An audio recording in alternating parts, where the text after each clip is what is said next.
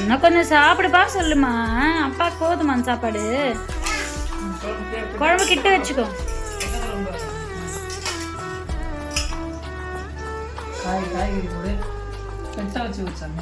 காய் போடு தங்கம். அப்பாவுக்கு என்ன காய் வேணும்னு கேளு. கத்திரிக்காய் போடு சாமி.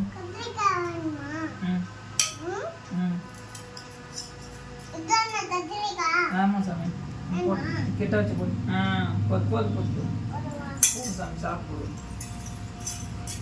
மூடி வச்சுக்காது.